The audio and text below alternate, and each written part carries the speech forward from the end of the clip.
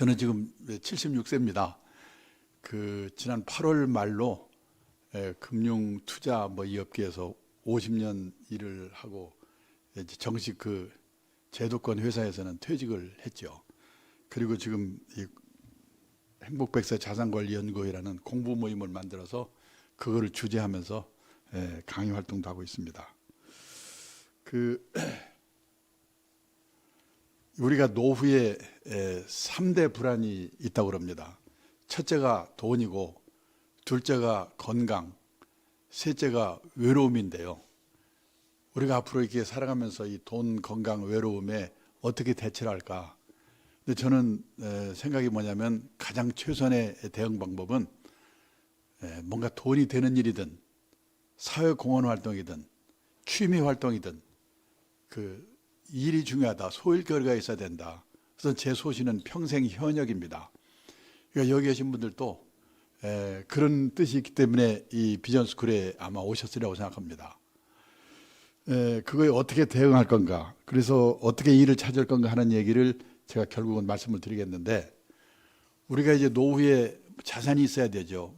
그 자산 관리를 하는데요, 다들 생각할 때 뭐냐면 자산하게 되면 실물자산, 부동산, 그리고 금융자산, 현금, 예금, 주식, 채권, 펀드, 보험연금 이런 자산 관리를 생각하는데, 어떻게 보면 더 중요한 게 뭐냐면 자기 자기 인적 자본입니다. 그래서 저는 이 세 가지, 실물자산, 금융자산, 인적자산, 이 세 가지 자산 관리를 어떻게 해야 될 건가에 대해서 오늘 말씀을 좀 드리려고 합니다. 우선 제일 요즘 화제가 되고 있는 게 부동산인데요. 부동산 문제를 먼저 말씀드리겠습니다. 재작년에 한국은행에서요, 주요국의 물가, 구매력 평가 환율이라는 걸 기준으로 가구당 순자산을 계산해서 발표했습니다. 우리나라는 59만 4천 달러, 6억이 넘지요. 7억이 넘을 건가요? 그런데요, 이 밑에 빨간 걸 보시면은 프랑스가 57만 2천 달러, 일본이 50만 달러. 이 두 나라가 우리보다 선진국이고 우리보다 몇십 년 앞서서 자본 축적을 시작한 나라인데, 아무리 물가를 감안했다고 하지만은 이 두 나라보다 우리나라가 순자산이 많답니다. 부자랍니다. 믿어지십니까? 근데 한국은행 발표인데 거짓말이 아니겠죠. 근데 문제는 이 가계자산을 분해를 해보면요, 우리나라는 부동산이 78%, 특히 노인들은 더 많죠. 80%, 90%, 재산은 다 부동산밖에 없으니까. 그리고 금융자산이 22%인데요. 미국은 반대로 부동산이 34%고 금융자산이 66%입니다. 우리와 반대입니다. 그러니까 우리나라는 한마디로 말하면 재산이 꼴 부동산인데 부동산 가격이 비싸니까 부자처럼 보이는 거예요. 계속 부동산이 오르면 상관없겠죠. 그러면 나라는 미쳐버리겠지만은. 근데 혹시 이웃나라 일본과 같은 장기 집값 하락 현상이 앞으로 나타나면 어떻게 되지? 걱정이 되는 거예요. 지금 우리나라의 부동산이 얼마나 비싼지 일본과 비교를 해보겠습니다. 지금 우리나라 남한 땅 넓이가 10만 평방킬로미터입니다. 일본 땅 넓이는 38만 평방킬로미터입니다. 그러니까 우리나라 남한 땅 넓이는 일본 땅 넓이의 약 4분의 1입니다. 그런데요, 재작년 가격으로 우리나라 남한 땅을 다 팔았다고 가정하면 일본 땅을 다 판 돈의 약 4분의 3입니다. 땅 넓이는 4분의 1인데 땅값은 4분의 3이다.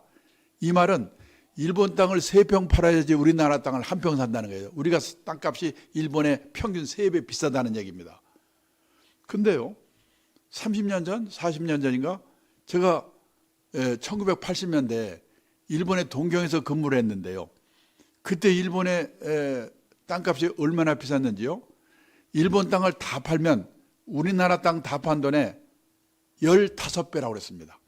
그러니까 그때는 1980년대는요, 우리나라 땅 다 판 돈이 일본 땅 다 판 돈의 15분의 1이었는데요. 지금은 4분의 3이니까 비싼 금액까지 거의 온 거예요. 이 말은 그동안에 일본 땅이 왕창 떨어지고 우리나라 땅은 왕창 올랐다는 얘기죠. 1990년 일본의 버블의 피크일 때입니다. 얼마나 일본의 땅값이 비쌌는지요? 그때 일본 동경의 중심가에 왕궁이 있는 구가 있는데 지오다구라고 합니다. 우리 서울에 창덕궁, 경복궁이 있는 종로구와 같은 구입니다. 어느 날 일본 사람이 뭐라고 하냐면은 이 지오다구 하나만 오늘 시세로 팔면 그 돈으로 카나다 땅을 통째로 살 수 있다는 거예요. 세상에 땅값이 얼마나 비싸면 동경 시내 종로구 같은 구 하나 팔아서 그 돈으로 카나다를 다 삽니까? 그렇게 비쌌어요. 그러니까 그때는 일본의 부동산 비중이 60% 정도, 우리보다는 적지만은 비슷했습니다. 근데 그게 그 후에 땅값이 계속 떨어져 가지고요. 얼마나 됐냐? 30% 정도까지 비중이 줄어들었다가 약간 늘어나는데 아직도 30%돼 있는 거예요. 근데 이렇게 된 이유를 제가 조사를 해보니까 앞으로 우리도 그렇게 될 가능성이 매우 크지 않을까? 걱정이 되는 거예요. 그러면요, 일본의 가계자산 중에서 부동산의 비중이 60%였던 거가 30%대로 줄어든 첫째 이유, 지난 30년 동안 일본의 집값 땅값이 특별한 데 몇 군데를 제외하고는 계속 떨어졌어요. 비중이 줄겠죠. 예를 들어서요, 일본 전국의 3대 도시, 도쿄, 오사카, 나고야에 택지, 집 짓는 데죠. 택지에요, 1982년을 100으로 볼 때 9년 동안에 3배 올랐습니다. 그게 20년 동안에 3분의 1로 다시 떨어졌어요. 그 약간 지금 오르는 상태에 있어요. 그러니까 비중이 줄겠죠. 그게 첫째 이유고요. 두 번째는 다 관계가 있는 건데 일본 사람들의 집에 대한 생각이 바뀌었다는 겁니다. 우리처럼 집에 한이 맺혀 있지 않습니다. 일본의 보통 사람들이 내가 집이 없어. 근데 금융자산에 몇 억 있어. 그럼 은행에서 돈을 빌려가지고 집을 살까? 집 사면 세금 내야지, 수리해야지, 골치 아프잖아 이거? 에이, 집은 빌려 살고 이 돈은 딴 데 투자할까? 냉정하게 생각해 보거든요. 근데 우리 지난 몇 년 어땠습니까? 내 돈이 하나도 없더라도 은행이 빌려준다면, 아버지가 빌려준다면 영끌, 눈 감고 집 샀지요. 근데 1980년대 제가 동경에서 근무할 때는 일본이 우리보다 더 했어요. 버블 경기라고 그래가지고요. 그때 일본에 무역 수출이 잘 되니까 미국과 유럽 선진국이 일본에 압력을 넣어가지고 일본의 영화값을요 더블로 올려버렸어요. 그러니까 수출이 안 될 거 아니에요? 그건 뭐냐? 금리를 절반으로 떨어뜨리고 돈을 왕창 불었어요. 지난 몇 년 동안 코로나 사태로 금리 1%대로 떨어져 그 다음에 돈 왕창 풀어. 그게 집값 올린 거 아니에요. 마찬가지 그때 일본이 그랬어요. 우리 더 했어요. 이 우리나라나 일본처럼요 농경 문화를 가진 나라, 정착해 사는 나라 사람들은 유목민국가 해양국가처럼 이동을 전제로 하고 사는 나라 사람과 달리 내 집, 내 땅에 대한 집착이 엄청나게 강하거든요. 신분의 상징이고. 일본도 그랬어요. 근데 30년 동안에 집값 땅값은 떨어져, 애들은 줄고 노인만 남아, 경제는 어려워져. 우리도 그렇게 가고 있잖아요. 그러니까 일본 사람들 생각이 바뀐 거예요. 집 없으면 어때? 빌려 살면 되는 거지? 앞으로 우리는 어떻게 될 건가? 생각해 보셔야 돼요. 그다음에 세 번째, 일본도 우리나라도 베이비붐 세대가 왕창 태어나면서 집을 사니까 집값을 올렸어요. 근데 일본은 베이비붐 세대 내 집 마련이 끝났어요. 우리는 아직 안 끝났어요. 끝나면 어떻게 될 건가? 그리고 베이비붐의 기간, 이 출산율, 인구 대비로 볼 때요, 우리나라는 일본의 거의 2배쯤 돼요. 끝나면 쇼크가 훨씬 더 클 거예요, 우리나라가. 베이비붐 세대 내 집 마련. 그다음에 네 번째는 도시화. 시골에 살던 사람들이 도시로 이주를 하면서 집을 사니까 집값을 올렸어요. 근데 일본은 도시화 과정이 끝나서 도시에서 지방으로의 역류 현상이 나타나고 있습니다. 근데 우리나라의 도시화율이 몇 퍼센트인지 아십니까? 도시화율이라고 하는 것은 전체 인구 중에서요, 도시에 사는 사람 인구 비율이거든요. 세계에서요, 싱가포르, 홍콩 같은 도시국가를 제외하면 우리나라 도시화율이 1등, 2등이래요. 국토교통부 발표에 의하면 91%. 지금 시골에 가봐도요, 노인들만 있고 도시로 나올 만한 청년들이 있습니까? 없잖아요. 도시화도 끝난 거예요. 그다음에 마지막으로는요, 선진국에서는 보통 사람이 내 집 말고 별도로 집이나 가게를 갖고 있다가 세를 놓습니다. 그 사람이 세를 안 내? 못 내보내요. 선진국은 세입자의 권리가 너무 세기 때문에 소송해야 돼요. 골치 아파요. 우리도 좀 점점 그렇게 가고 있잖아요. 그러니까 선진국의 보통 사람들은 실물로 부동산에 투자하는 게 아니라 리츠, 부동산 펀드 같은 간접 투자를 하는 거예요. 근데 리츠나 부동산 펀드는 그게 펀드이기 때문에 금융자산 안에 포함이 되어 있어요. 부동산 투자를 안 하는 게 아니에요. 간접 투자를 하는 거지. 그래서 미국, 일본의 금융자산 비중이 60%, 70%인 이유가 바로 여기에 있는 겁니다. 근데 알게 모르게 지금 우리나라도 이런 방향으로 가고 있거든요.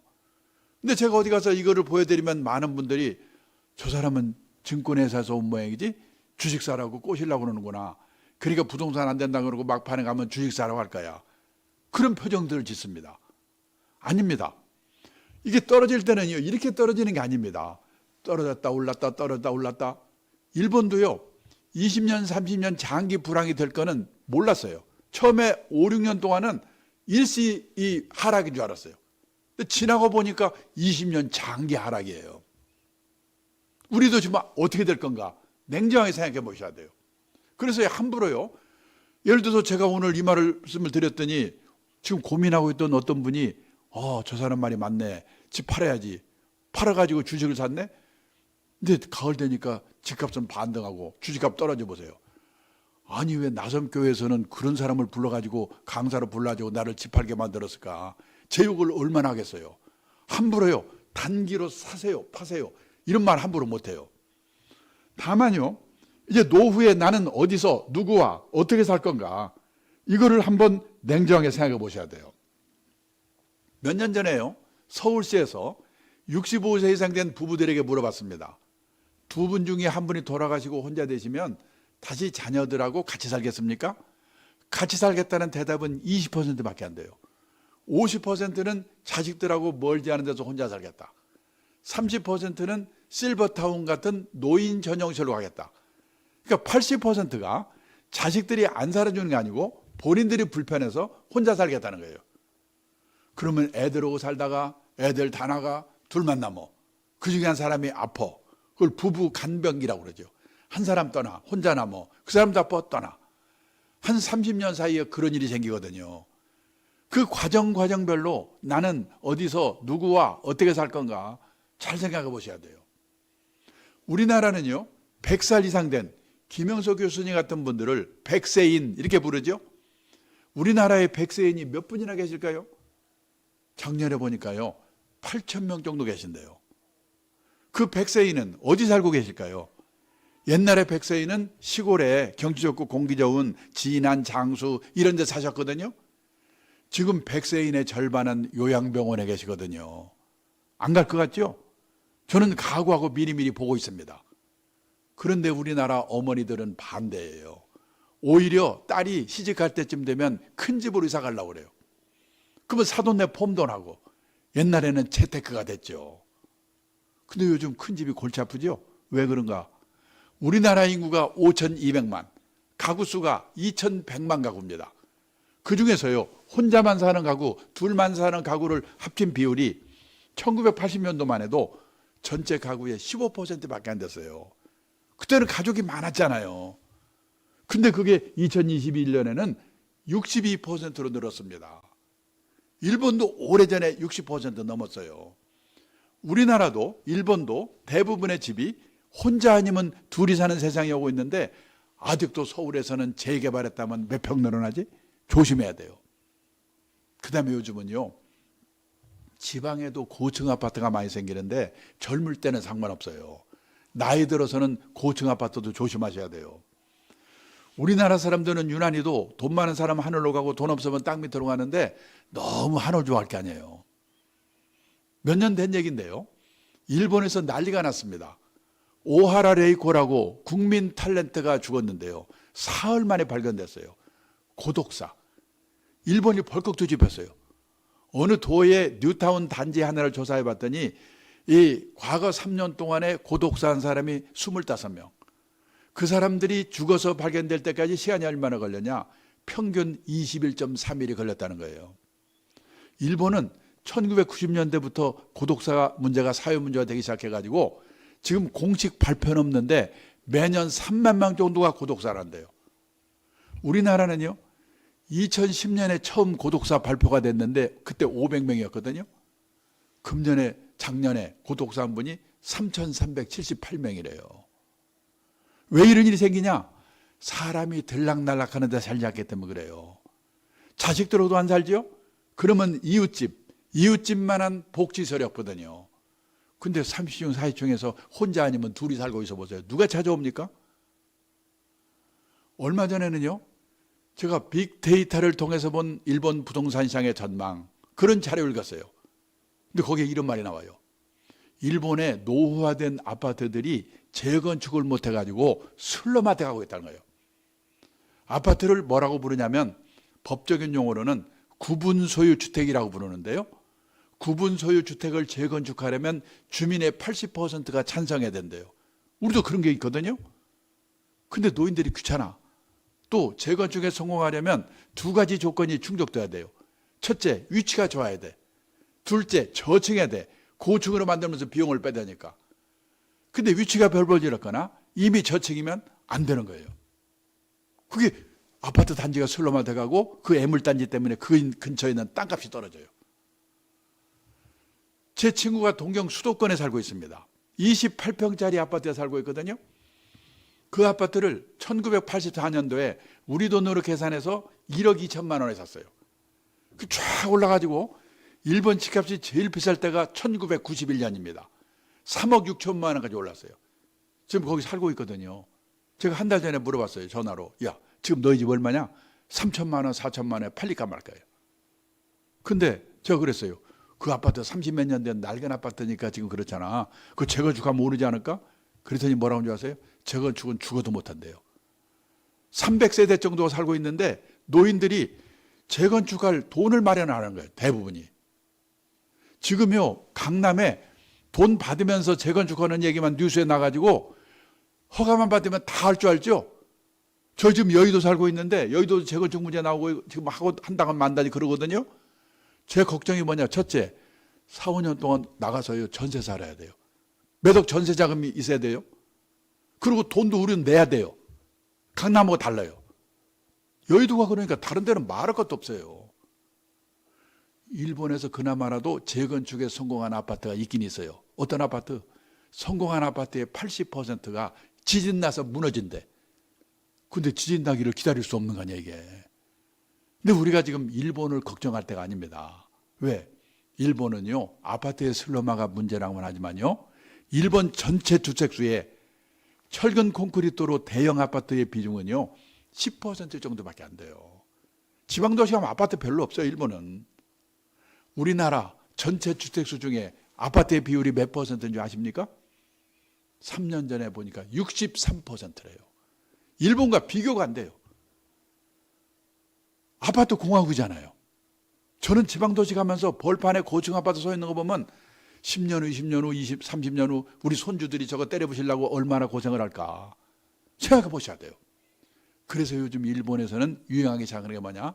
부부만 남았거나 사별하고 혼자 되면 어디서 사는가? 시내에서요 18평에서 20평짜리 병원 가까운 곳, 나이 들면요 병원이 가까워야 돼요. 근데 문화시설 가까운 곳, 재미가 있어야 돼요. 가능하면 나선교회 근처 사는 게 제일 좋아요. 그 다음에 쇼핑 가까운 곳, 이런 데 사는 게 유행하기 시작하고 있어요. 대형 고층 아파트를 조심하셔야 됩니다. 그런데요, 우리나라도 사람들의 생각이 슬슬 바뀌기 시작하는 게 뭐냐? 판교의 타운하우스라고 들어보셨죠? 2009년에 입주한 겁니다. 이거를 지을 때요, 일본인 건축가 야마모토라는 사람한테 설계를 부탁했대요. 이 사람이 설계를 해야 되니까 한국에 와서 주택 사정을 살펴봤습니다. 이 사람 말이 원래 한국의 전통 가옥도 외부에 개방된 부분과 사랑방이죠. 사생활을 보호하는 부분으로 나뉘어져 있었다. 그런데 그런 주택이 사라지고 모두 밀실 같은 주택이 됐다. 아파트 다 밀실. 옆집도 누군지 모르잖아요. 이 고령화 시대, 1인 가구 시대에 그런 밀실 같은 주택은 더는 바람직하지 않다. 그래서 현관 사방을 유리로 설계해버렸어요. 밖에서 보이잖아요. 어색하잖아요. 그래서 처음에는요, 분양이 어려웠어요.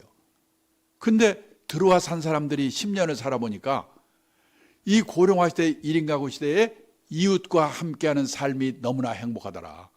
그래가지고요 10년 만에 야마모토라는 설계사를 불러가지고 파퇴를 했다고 중앙일보에 보도된 걸 제가 스크랩한 거예요. 사람들 생각이 바뀌어요. 그리고요 또 문제는 뭐냐, 이 집을 누가 사줄 건가. 보세요, 집을 사는 사람은 젊은 사람들이 사는 거거든요. 그런데 지난 20년 동안 우리나라 20, 30대는 100만 가구 줄었고 앞으로 20년 동안에 130만 가구가 또 준대요. 집을 늘려가는 거는 애들 생기면서 40, 50대입니다. 지난 20년 동안에 40, 50대가 280만 가구인가요? 늘었는데 앞으로 20년 동안에는 190만 가구가 줄어든대요. 무슨 가구만 늘어나는가? 노인네 가구만 400만 가구 늘었고 앞으로도 530만 가구가 또 는대요. 근데 여기 노인들은 이미 집이 있거나 없더라도 살 능력이 없으니까 아직까지 못 산 거 아니에요. 누가 집을 살 건가를 생각해 보셔야 돼요. 그리고요 1, 2인 가구는 530만 가구, 680만 가구 늘었고 앞으로도 380만 가구가 또 느는데 3인 이상 가구는 110만 가구 줄었고 앞으로도 170만 가구가 또 줄어든대요. 여기 있는 이 표가 우리나라 집값에 앞으로 어떤 영향을 줄 건가, 20년, 10년, 20년 후에 한번 잘 생각해 보셔야 돼요. 그리고 또 하나는 뭐냐, 이 가계부채입니다. 우리나라에서 연령대별로 재산이 제일 많을 때가 50대래요. 근데 50대 가구의 평균 부채가 1억 800. 그거 없는 집도 많이 있으니까 빚 많은 사람은 몇 억씩 다 빚이 있을 거예요. 왜? 집 사느라고. 보세요. 근데 일본은 이 저주택분지 부채 비율이죠. 이게 연령대별로 제일 많을 때가 언제냐? 40대 미만 188%. 이때는 이 사람들도 빚밖에 없어요. 왜? 30년 40년 월부로 집을 사니까 집 사고 나면 빚밖에 없어요. 근데 그거를 현역실에 계속 갚아가지고 퇴직하고 나면 빚이 4%밖에 안 남아요. 거의 없어요. 그냥 살다 가면 되는 거예요. 제 친구도요, 집값이 우리 돈으로 3천만 원 4천만 원 팔릴까 말까 하는데 아무렇지도 않아요. 우리 애들은 집 있고 나는 빚도 없는데 이거 살다 죽으면 되는 거지 뭐. 그러는 거예요. 근데 우리는 이 비율이요, 제일 높을 때는 마찬가지로 30대 미만 198%. 근데요 퇴직했는데도 49% 절반의 빚이 그냥 있어요. 우리는 왜 그럴까요? 15평에서 20평, 20평에서 30평, 30평에서 40평, 그때마다 은행이나 이런 데서 돈 빌려 집을 사니까 퇴직했는데도 빚이 그냥 있는 거예요. 만약에 우리나라에서 일본과 같은 집값 하락 현상이 나타나면 주택빈곤, 하우스푸어 얼마나 많아지겠는가 생각해 보셔야 돼요. 자, 그래서 결론이 뭐냐? 집을 팔아서 주식 사라고? 아니에요. 함부로 제가 오릅니다, 떨어집니다는 말을 못 하겠어요. 그러면 결론은 뭐야? 어떻게 하라는 거야? 사고 팔고는 알아서 하시더라도 원칙만은 지키십시오. 원칙이 뭔데? 투자라고 하는 것은 리스크가 따르는 것입니다. 따라서 재산이 한 곳에 집중되어 있으면 안 됩니다. 갖고 계신 재산이 100% 부동산에 몰빵되어 있으시다면 몰빵되어 있잖아요. 그 집값이 오를 때 오를 망정 우선 10% 20%라도 금융자산을 가지세요. 그리고 나이가 들어가면서 금융자산의 비중을 높여가셔야 됩니다. 환갑 나이쯤 되면 선진국 수준까지는 못 가더라도 부동산과 금융자산 비중이 반반 정도는 돼야 된다. 그래야지 오르든 떨어지든 주택빈곤, 하우스폰은 안 된다. 그 특히 옛날처럼 이 과도한 부채를 안고 집 사는 거는 앞으로 정말로 조심해야 된다. 이 말씀밖에 드릴 수가 없어요. 그래? 그럼 뭐 금융자산을 늘리라고 뭘로? 현금, 예금, 주식, 채권, 펀드, 보험, 연금 뭘로 늘려? 그걸 정하기 전에 우선 수많은 금융상품은 저축상품과 투자상품으로 나눠진다. 이거는 알고 가세요. 이게 미국의 중학교 책에 나오는 거예요. 그래서 미국에서는요, 중학교만 졸업하면 저축이라는 말과 투자라는 말이 어떻게 다른지 이건 알아요. 근데 우리는 학교에서 이런 걸 배운 일이 없기 때문에 대학을 졸업해도 저축해서 돈 모으자, 투자해서 돈 모으자 뜻이 비슷한가 보다. 아닙니다. 상반된 개념을 갖고 있어요. 저축의 뜻, 아껴서 모으다. 우리가 은행에 예금하는 거, 지급액이 확정된 보험에 드는 거, 지급액이 확정된 연금에 드는 거, 이거를 저축상품이라고 합니다. 저축상품을 사시면 늘어나는 속도는 느리지만 원금이 깨지는 법이 없어요. 왜? 금융기관이 운용의 결과를 책임져 주기 때문에. 그러니까 귀찮으시면요, 은행처럼 갖다 맡기면 책임져 주는 상품은 저축상품, 주식이나 펀드처럼 책임 안 져주는 상품은 투자상품. 이거라도 꼭 외워두세요. 그러면 어떤 돈으로 예금, 저축해야 되느냐? 단기간 내에 써야 될 거. 원금 깨먹으면 절대 안 되는 거. 이거는 눈 감고 예금해야 돼요. 6개월 후에 딸 시집 보내려고 혼수자금을 5천만 원 마련했습니다. 근데 주가가 살살 오르니까 누가 오더니 6개월이나 남았는데 그 사이에 주식에 튀겨서 시집 보내면 어때요? 그 말 듣고 튀기려고 넣었다가는 딸 시집 못 보내요. 그건 아깝더라도 그냥 예금에 딱 넣어둬야 돼요. 그게 저축이에요. 그 다음에 투자의 뭐냐? 가능성을 믿고 자금을 투하하다. 주식, 채권, 선물, 옵션, 펀드, 보험 중에서도 변액보험, 연금 중에서도 변액연금. 잘하면 돈을 벌어. 잘못하면 원금도 깨먹어. 리스크가 따르는 상품. 여기 계신 분 중에 한두 분은 분명히 변액보험, 변액연금 든 분이 계십니다. 더 문제는 뭐냐? 자기가 들었는지 안 들었는지 모르는 분이 더 많아요. 저 그걸 왜 알았는가? 몇 년 전에 제 아내가요, 무슨 좋은 보험 들었다고 저한테 자랑을 하길래 꼬치 물어봤더니요, 변액보험을 들은 거예요. 변액보험, 변액연금은 연금 보험이지만 앞에 변액이 붙어 있으면 들어가 보면요, 펀드로 투자한 거예요. 늘었다 줄었다 그래요. 그래서 변액보험, 변액연금에 가입할 때는 꼭 알아봐야 될 게 뭐냐? 그 변액보험, 변액연금을 운영하는 회사가 어딘가, 과거 운영 실력이 좋았던 회사인가 확인하고 사야 돼요. 그래서 제 아내한테 그 말 했더니 무슨 말인지 몰라요. 가서 판 사람한테 물어보라 했더니 그 사람도 모른대요. 본사 알아보고 알려준대요. 이런 판이에요 지금. 이게 문제예요. 유튜브를 100번 들어봐야 무슨 말이 있습니까? 이걸 알아야지. 근데 수많은 유튜브에서는 뭐 오릅니까 떨어집니까 뭐 사야 됩니까 이 얘기만 하잖아요. 물론 투자는 리스크가 따르니까 어떤 돈으로 투자를 해야 되느냐, 수익은 내야 되지만 단기간 내에 써야 될 돈은 따로 마련돼 있고 빚내서 하지 말라는 거거든요. 근데 지금 다 빚투하기 때문에 문제가 생기잖아요. 그리고 시장에 장기간 묻어둘 각오가 돼 있고 비상사태가 오더라도 놀라지 않고 참고 기다리겠다는 각오가 되어 있는 듯. 근데 현실은 지난 3년, 4년 동학개미 반대로 했거든요. 제가 놀란 게요, 재작년에 우리나라 여기 계신 분들의 자제분에 그런 분이 계신지 모르겠는데 우리나라 20대 남성 주식 투자자의 매매 회전율이 6,800%였어요. 회전율이 뭐냐면 1년에 몇 번을 사고 파는가. 한 번 샀다 팔면 100%예요. 6,800%라는 것은 68번을 사고 팔고 했다는 거예요. 일주일에 거의 2번씩. 그러면요, 꿈에도 나타나요. 회사 일하다가도 그거 생각해야 돼요. 잘못하면 회사 잘려요. 지난 몇 년 동안에 우리나라의 유행어가 뭔지 아냐? 돈에도 일을 시켜라. 그 바른 말, 옳은 말이에요. 돈에도 일을 시켜서 수익을 내야 돼요. 근데 그 말이 변질이 돼가지고 돈에만 일을 시켜라가 된 거예요. 그래가지고 젊은 사람들이 68번을 1년에 샀다 팔았다 그러고 있는 거예요. 그러면 우선 우리가 알아야 되는 게 인생에서요, 이 재테크, 이거는 10%의 비중이라면 회사에서 하는 일은요 90%의 비중을 갖고 있거든요. 인생에서. 회사에서 하는 일은 엄청난 금융자산입니다. 월급 나오죠, 보너스 나오죠, 퇴직금 나오죠. 그래서 직장인들은 일에서 성공해야 돼요. 가장 큰 투자 엔진은 자신의 직업이다. 근데 그냥 68번 돌리고 그러면요 일에서 실패하고, 그래서 또 어쩌다 한번 모르지만 주식 투자에서도 실패하고, 그런 사람들이 지금 많이 있어요. 조심해야 돼요. 그리고 투자에 관한 공부를 제대로 해야 되는데 많은 분들이 투자에 관한 공부란 뭐냐? 주가 예측, 부동산 예측, 예측에 관한 공부라고 생각하거든요. 근데 보통 사람이 단기 예측은 불가능하다. 전에 한번 여기 와서 강의하고 간 존리라는 분이 있습니다. 이분은 펀드 매니저로 날린 사람이에요. 그분이 저한테 어느 날 그러더라니까요. 누가 자기한테 와서 앞으로 주가 어떻게 되냐고 전망 물어보면 미치겠대요. 모르니까. 그 사람도 모르는데 우리가 어떻게 알아요? 그러면 공부하라면서 무슨 공부?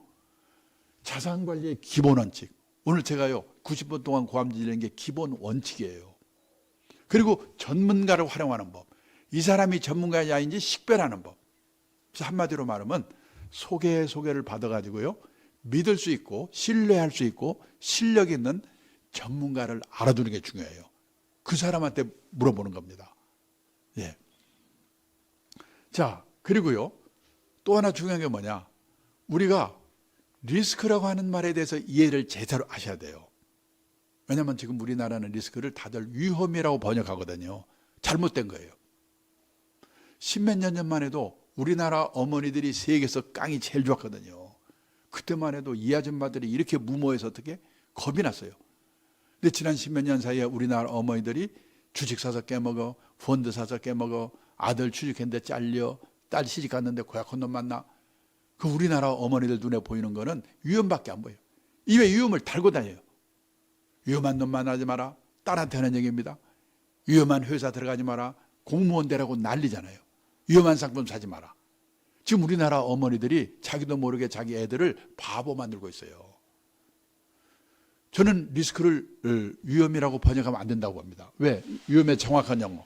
저 재료에 있죠. 중학교 때 배웠죠. 데인저. 홍수 나서 죽을 위험, 폭탄 터져 죽을 위험. 그러면 리스크의 정확한 번역은 뭐냐? 불확실성. 잘 될 수도 있고 잘못될 수 있는 거. 그 잘못되는 것만 번역하면 절반만 번역한 거거든요. 그리고 얼마 전까지만 해도 소위 말하는 안전빵이라는 게 있었어요. 은행에 갔다 예금만 해도 금리를 책임져 주면서 10% 넘게 줬죠. 몇 가지 직업을 선택하면 평생 보장이 됐죠. 근데 앞으로는 이 결혼을 하거나 직업을 찾는데도 자산을 운용하는데도 불확실성, 이 리스크를 테이킹 안지 않고는 풍요로운 인생을 살 수가 없게 됐다는 게 문제예요. 공무원이 안전하다고 그러는데 요즘 공무원 사표 내는 분 많잖아요. 해외 사례를 보니까 안 그래요. 국민들이 화가 나잖아요. 행정개혁 압력이 들어와요. 그러면 민간기업에서 독사처럼 구조조정하던 전문가를 불러가지고 행정개혁위원장을 시켜요. 그 사람이 칼 휘둘러요. 선생님이 안전하다고요? 애들이 없는데 선생님은 어떻게 합니까? 작년에 서울교대 졸업생이 300명이 넘었는데 처음 발령받은 게 112명이라고 하더라고요. 애들이 없으니까. 이제 안전한 직업은 없어요. 근데 제가 놀란 게 뭐냐면 리스크의 라틴어의 어원이 어디서 나왔냐? 용기를 갖고 도전하다. 용기를 갖고 도전하다는 데서 리스크가 나왔다는 거예요.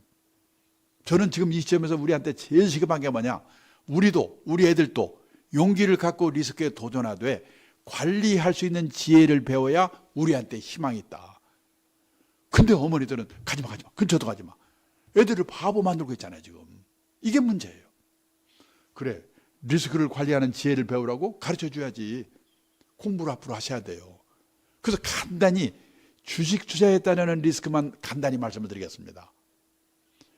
우리가요, 주식 투자를 할 때 예측하는 노력도 하긴 하지만은 기본적으로 주식 투자에는 두 가지 리스크가 있다. 이걸 어떻게 방어하지? 알고 하셔야 돼요. 첫째 리스크가 뭐냐면 시장 리스크, 마켓 리스크라고 합니다. 내가 갖고 있는 주식이 아무리 의량 종목이라고 하더라도 몇 년 전에 이 코로나 사태로 주가 박살날 때 미리 아셨습니까? 재작년에 우크라이나 사태로 주가 박살날 때 미리 아셨습니까? 제가 50년을 이 업계에서 일을 해왔는데 가끔 불치의 사태가 나타나요. 근데 언제 나타날지, 그게 언제 끝날지 지나고 보니까 몰라요. 당하니까 그때서 알지. 그런데요, 내가 갖고 있는 주식이 정말로 좋은 우량 주식이라는 소신이 있다면 6개월 후가 될지 1년 후가 될지 2년 후가 될지는 모르지만 그 상황이 지나가면 다시 오를 수 있다. 그때까지 기다릴 수밖에 없다.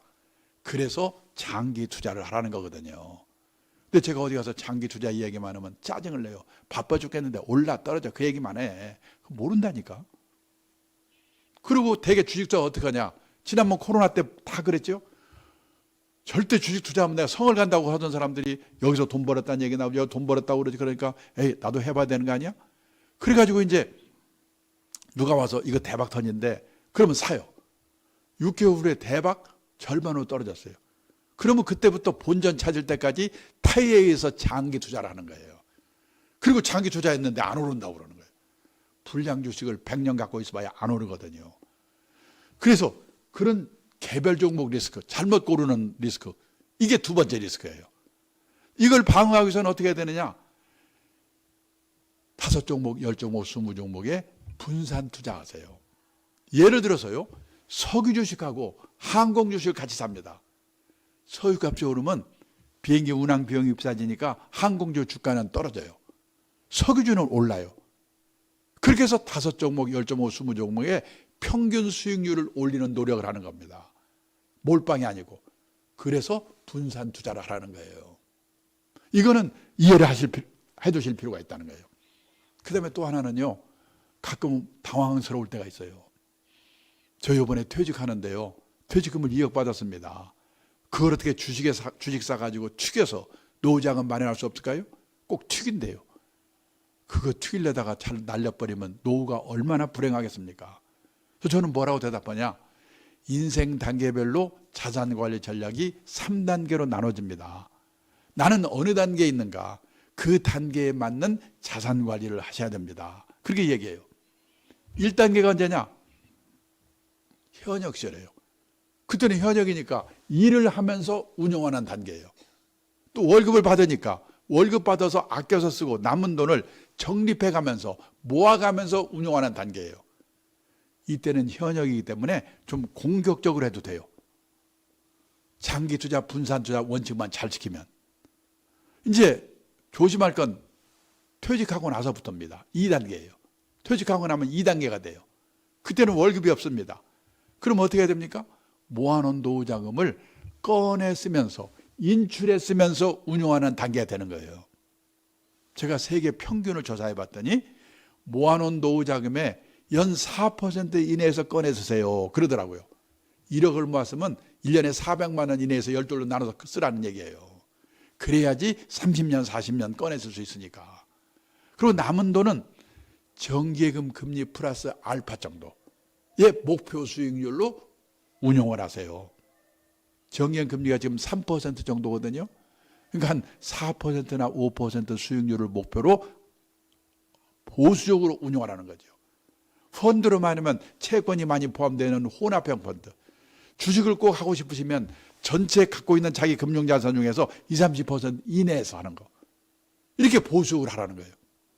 그리고 2단계에서 더 중요한 거는 모아놓은 노후자금을 가능하면 안 꺼내 쓰는 노력, 덜 꺼내 쓰는 노력을 해야 돼요. 3단계로 많이 옮겨야 되니까. 그러려면 연금 수입이 있어야 돼요. 저는 국민연금을 130만 원 받거든요. 그만큼 덜 꺼내 쓰죠. 두 번째는 퇴직을 했으니까 생활비를 아껴야지요. 집을 줄이거나 지방으로 이사하거나 50만 원 줄여, 100만 원 줄여 절약입니다. 세 번째는 뭔가 일을 해가지고 50만 원 벌든지 100만 원 벌든지 근로소득. 그래서 2단계에서 더 중요한 거는 이 연금소득, 절약, 근로소득으로 가능하면 노후자금을 안 꺼내 쓰는, 덜 꺼내 쓰는 노력을 해야 됩니다. 그래서 3단계가 언제 시작이 되냐? 70대 후반이나 80대 초반, 사람마다 달라요. 판단력이 흐려집니다. 그때는 운용에서도 졸업을 해야 돼요. 그래서 예금처럼 확실한 상품에 갖다 넣어놓고 아껴서 꺼내 쓰다가 세상을 떠나는 겁니다. 목표가 뭐냐? 내가 죽기 전에 내 노후자금이 바닥나면 안 돼요. 나의 수명보다 노후자금이 수명이 길어야 됩니다. 그런 생각을 머릿속에 넣어놓고 나는 지금 어느 단계에 있는가. 3단계에 있는 분이 갑자기 주식사서 튀긴다고 하다가 날려버리면 심장마비로 돌아가세요. 조심하셔야 돼요. 자, 그 다음에요. 자식 문제. 우리나라는요, 과소비 말하지만은 중남미, 이태리 이런 나라에 비교하면요, 우리나라처럼 근검 전략하는 나라가 없어요. 근데 못 말리는 게 뭐냐? 자식한테 들어간 돈을 못 말려요.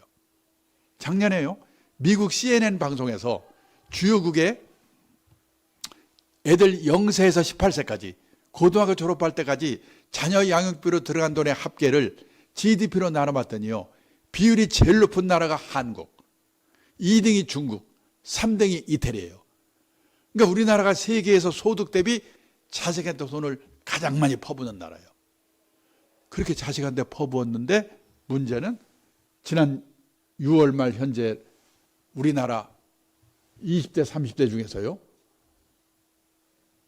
그냥 쉬는 20, 30대. 참 신문에 말이 참 그냥 쉰대요. 뭐냐? 일이 없기도 하지만 찾을 생각도 안 하는 걸 갖다 그냥 쉬는 거라고 합니다. 그게 61만 명. 그중에 70만 명이 부모가 생활비를 대준대요. 돈은 처발랐는데 이게 문제예요. 그걸 캥거루라고 하죠. 근데 캥거루가 이 말 들으면 열받는데요. 왜? 캥거루는 짐승인데도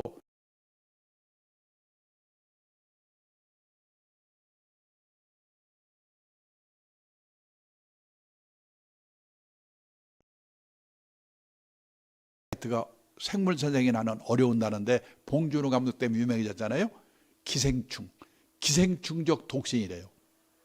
일본에요, 35세에서 44세까지 10년 인구가 1895만 명인데요, 그 중에서 결혼 안 하고 부모한테 얹혀 사는 기생충적 독신이 295만 명이래요.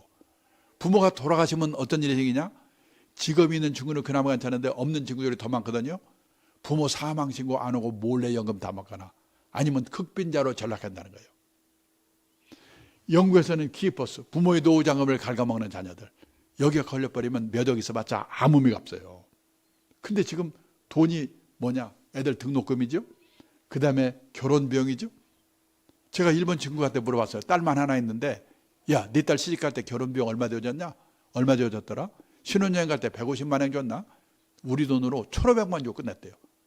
근데 우리나라는요, 전국 평균 딸이 1억 1,400, 아들이 1억 7천. 장가 가면 오지도 않은 자식이 돈은 더럽게 들어요. 이게 왜 이렇게 많이 드는지 아시죠? 집 얻어주는 돈이 포함돼서 그렇잖아요. 제가 일본 친구한테 한국에서는 집을 얻어줘야 되기 때문에 돈이 이렇게 든다고 그랬더니 뭐라고 하냐면요, 세상에 자식의 집까지 얻어주는 나라 처음 봤대요. 우리는 당연하다고 생각하는데 생각해 보셔야 돼요. 그 다음에 과외비. 제가 놀랐는데요, 1억 벌어가지고 3,360만 원을 과외비로 쓰더라니까. 이거 다 하는 얘기가 생략하겠습니다. 시간도 없고. 그런데요, 요즘 우리나라 직장인의 평균 퇴직 연령이 51.8세예요.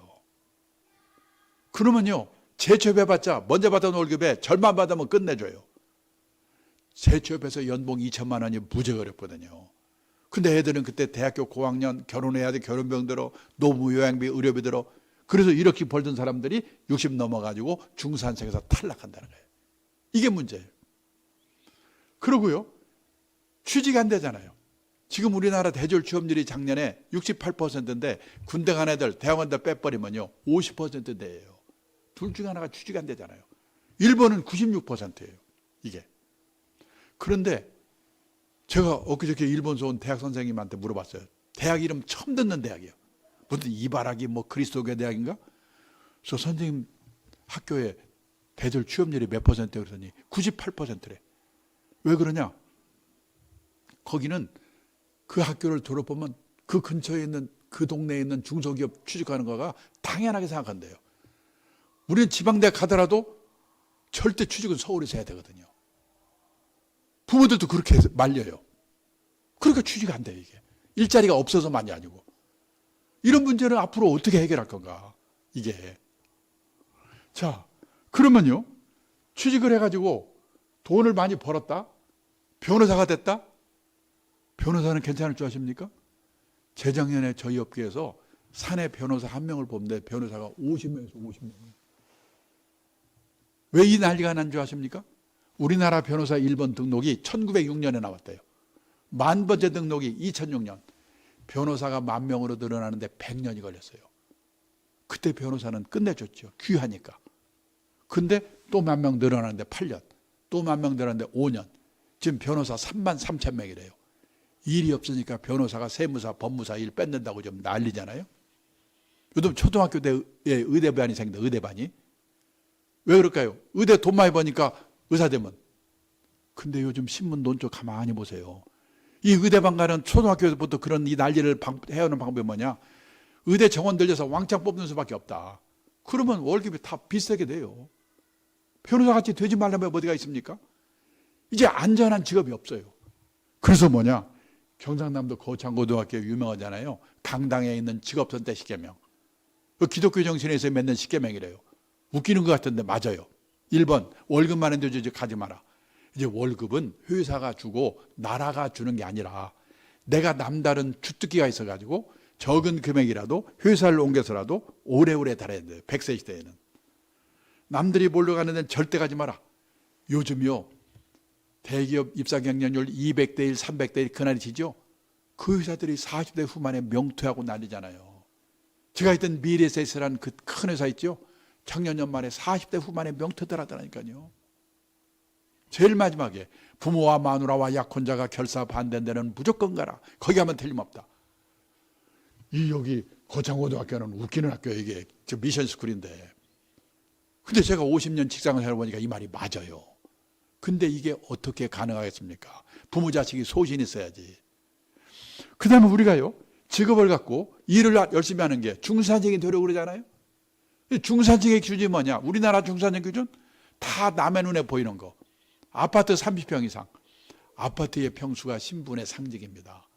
근데 지금 미국, 일본 선진국에서는 작은 집 갖기 운동, 스몰 하우스 운동이 벌어지고 있어요. 자동차 2000cc 이상. 신분의 상징이죠. 선진국에서는 갑자기 큰 차 타면 둘 중에 하나. 깡패 아니면 졸부래요. 미국의 중산층 기준 보세요. 그 사람이 내면으로 성숙된 사람인가. 이게 기준이거든요. 자신의 주장에 떳떳할 것, 페어플레이를 할 것, 사회적 약자를 도울 것, 부정과 불법에 저항하는 용기가 있을 것, 그리고 정기적으로 비평전 활동도 받아볼 것. 이 기준에 의하면 우리나라의 중산층이 몇 명이나 있겠습니까? 그 다음에요, 우리가 애들에게 영어 수학 말고 가르친 게 있는가? 돈 관리를 가르쳤는가? 경제적 자립을 가르쳤는가? 근데 막말로 영어 수학은 못해도 밥 먹고 살거든요. 근데 돈 관리, 경제적 자립 이거 모르면 평생 고생하거든요. 그래서 뭐냐? 우리 애들에게 제대로 된 이 자립 교육을 시켜야 돼요. 자립에는 세 가지가 있습니다. 첫째, 행위의 자립. 내가 머물렀던 자리 쓰레기 누가 와서 치우게 하면 안 되잖아요. 지금도 목욕탕 가보면 아직도 바닥에 수건이 널브러져 있어요. 어떤 사람이 지가 치워줄까 안 치워서 그런 거예요. 회사에 가보면요, 누군가가 무슨 일 하면 못 믿어. 딴 사람이 가서 한번 봐야 돼. 내 자식이 그렇게 행위의 자립이 안 된 자식이면 어떻게 됩니까? 행위의 자립. 두 번째, 의식의 자립. 남의 눈에 종속되지 않아야 되거든요. 우리나라처럼 남의 눈 때문에 미치는 나라가 없잖아요. 저는요, 미국에서 살아보지 못했는데 미국에서 온 사람이 그러더라고요. 거기는 학교를 졸업해도 넓은 천지에 흩어져 버리기 때문에 친한 친구 몇 명 빼고는 누가 어디서 뭐 하는지도 모른대요. 근데 우리는 동창회, 향후에 동네 모임, 개 모임, 무슨 모임 모여가지고 걔는 공부도 못하는 게 얼굴 좀 이뻐서 시집을 잘 갔는지 이거 사고 저거 사고 뭐 사고 사진 찍어 올리고, 나는 점심에 이거 먹었다고 사진 찍어 올리고, 누구는 어떻고 누구는 어떻고. 우리나라처럼 남의 눈 때문에 미치는 나라가 없잖아요. 사르트르가 그랬대요. 인간은 타인의 눈길에서 지옥을 경험한다. 남의 눈에서 벗어나야 가능하거든요. 앞에 일들이. 남의 눈에 종속되지 않아요. 의식의 자립. 그리고 세 번째가 경제적 자립이에요. 경제적 자립이라면 다 뭐냐? 돈 버는 능력, 재테크 이것만 생각하거든요. 근데 아니에요. 진정한 경제적 자립이란 주어진 경제적 상황에 맞춰 사는 능력, 절약이거든요. 그리고요, 이제 앞으로 우리나라도 혼자 사는 노후가 기다리고 있어요. 살기는 오래 사는데 100세 인생인데. 노후에 혼자 사는 이유가 세 가지가 있습니다. 첫째, 사별. 둘째, 결혼하고 나이 든 사람, 안 하고 나이 든 사람. 생애 미혼. 세 번째가 황혼이혼이에요. 사별을 보겠습니다. 2020년 말 현재 우리나라 50세 이상 남성 중에 부인 먼저 떠나고 혼자 된 분이 45만 2천 명이었대요. 여성은요, 남편 먼저 떠나고 혼자 된 분이 보세요. 269만 8천 명. 6배예요. 지금요, 70세 이상 혼자 사는 노인의 78%가 여성이거든요. 그래서 혼자 사는 노인은 여성의 문제라고 생각할 수가 있어요. 이게. 자, 남성은요, 부인 먼저 떠났는데 혼자 남아서 9년에서 10년쯤 자자사장던데요. 근데 여성분들은 15년에서 16년 징그럽게 혼자 남아서 살아야 돼요. 이게 싫으면은 어떻게 하면 되는가? 연하의 남자와 결혼하면 됩니다. 그래서 작년에 결혼한 백성 중에서 초혼인 경우에는요, 19쌍이 연하의 남자와 결혼했다는 거예요. 근데 이미 결혼하신 분들은 둘에게 물릴 수도 없고 어떡하시겠어요? 준비나 단단히 할 수밖에. 정상적으로 결혼을 살아도 이렇게 혼자 남아 사는 기간이 긴데요. 요즘 또 문제가 뭐냐? 결혼들 안 하잖아요. 50살까지 결혼 한 번도 안 하는 사람을 생애미혼, 평생미혼이라고 하거든요. 이 평생미혼율이 1980년도만 해도 남자가 0.4%, 여자가 0.3%. 이때는 결혼 안 한 사람이 거의 없었거든요. 근데요, 2020년에는 남자가 16.8%, 여자가 7.8%로 늘었어요. 놀란 건 일본입니다. 일본 남자의 26.7%, 거의 3명 중에 하나. 여자의 17.5%가 50살까지 결혼 한 번도 안 한 사람이래요. 근데 지금 뭐가 좋은 거라고 우리가 일본을 열심히 따라가고 있거든요. 그래서 2040년이 되면 남자는 38%, 여자는 25%가 결혼 한 번도 안 하고 그냥 갈 거래요. 내 아들이, 내 딸이 이 안에 들어간다. 생각해 보셔야죠. 그럼 생각해 봅니다. 옛날에 우리 세대는 왜 다들 결혼들을 했을까? 그때는 결혼을 하면 부모 밑에 있을 때보다 좋아질 확률이 높거든요. 한 방에 형제 우르르 살다가 결혼하면 세 방 살려도 단둘이 삽니다. 이불도 새 거고. 그런데 요즘 젊은 애들이 결혼해가지고 부모 밑에 있을 때보다 좋아질 확률이 거의 없거든요. 아직 부잣집 도련님 하다가 가난한 집에 가장으로 가라면 가고 싶겠어요? 나중에 후회하지 마시고 이놈들이 고등학교만 졸업하면 무조건 내쫓아가지고 그냥 불편하게 만들어야 돼요. 안 나가려면 돈을 받든지. 뭔가 특단의 조치가 없는 한 이 생애미혼 늘어나는 것을 막을 수가 없게 됐어요. 그래서요, 또 하나 중요한 게 뭐냐? 이혼이에요. 1970년대만 해도 연평균 이혼 건수가 15,000건 정도였거든요. 근데 이게 2021년에는 10만 2천 건. 엄청나게 늘었어요. 옛날에 우리 어머니 세대들은 결혼해서 실망을 하면 팔자라고 생각하고 희망을 버렸는데 요즘 여성들은 결혼해서 실망을 하면 남편을 버린답니다. 근데 옛날에는 결혼해서 4년 이내에 아이고 실수했구나. 신혼이혼의 비율이 높았거든요. 근데 2021년에는 결혼하고 20년 이상 된 소위 말하는 중년 황혼연의 비율이요. 1990년도만 해도 전체 이혼 건수의 5%밖에 안 됐는데 2021년에는 39%. 지금 결혼 기간별로 볼 때 비율이 제일 높은 게 중년 황혼연이에요. 요거 조심해야 돼요.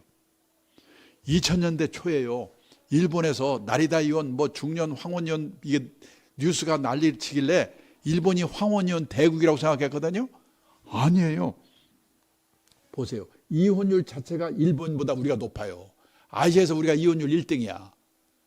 그리고 그 중에서도요, 일본은 아직도 신혼여행의 비율이 높은데 우리는 중년 황혼연의 비율이 39%. 일본은 이게 21%예요. 얼마나 많은 거예요, 이게. 나중에 또 조금 더 얘기를 하겠습니다. 그래서요, 일본은 65세 이상 노인 중에서 혼자 사는 독거노인이 742만 명, 전체 노인의 20%. 근데 우리나라는 혼자 사는 노인의 숫자는 아직은 197만 명. 근데 퍼센트로는 21%. 일본보다 비율이 높아요.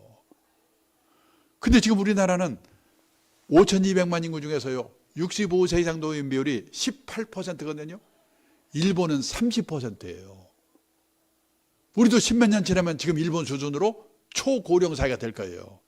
그때 가면 우리나라도 혼자 사는 노인의 숫자가 얼마나 많아지겠는가. 그래서요, 가족은 해체가 되고 노인동거, 시골 가보세요. 마을 안에 노인네들 모여 살잖아요. 그 여기서 만난 사람, 취미가 같은 사람이 오히려 가족보다 더 가까워지는 새로운 유연 사회가 형성이 되고 있다는 거예요.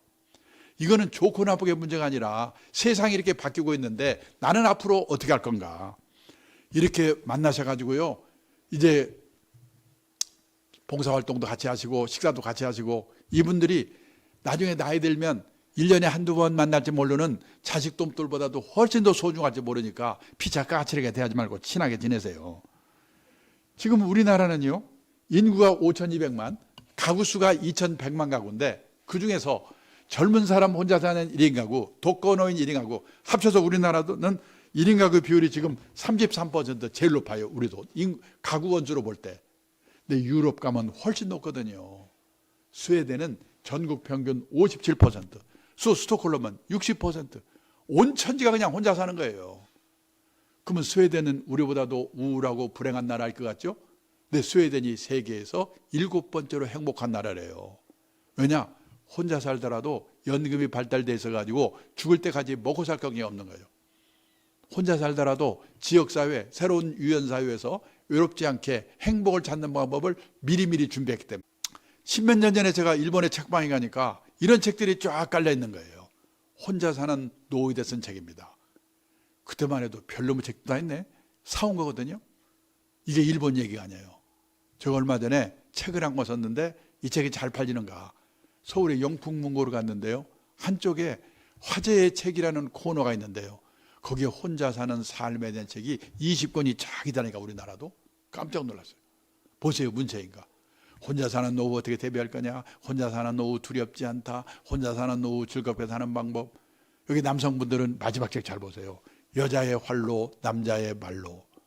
남자분들은 다른 것보다도 사모님한테 잘하셔야 돼요. 부부가 같이 살다가 나이가 들어가지고 남편은 혹시 부인이 먼저 돌아가시면 갑자기 심약해진답니다. 그래서 3년 이내에 돌아가실 확률이 높대요. 부인이 돌아가셨는데 10년 이상 사는 남자, 아주 독한 남자래요. 근데 반대로 여자들은 같이 살다가 남편이 먼저 돌아가시면 의리상 한 달 슬프답니다. 그리고 그 다음부터는 오히려 귀찮은 존재가 없어져서 15년 이상 산다. 앞에 보셨죠? 이런 책이 지금 일본에서 70만 부, 100만 부씩 팔고 있고 우리가 뒤따라가고 있어요. 왜 그럴까요? 오래 사니까. 그 다음에요. 그래서요. 누구나 혼자 될 수 있기 때문에 준비가 필요한데 가장 중요한 게 연금이죠. 먹고 살아야 되니까. 그 다음에 젊을 때 건강하던 분이 암에 걸려 심혈관 질환 깜짝깜짝 놀라요.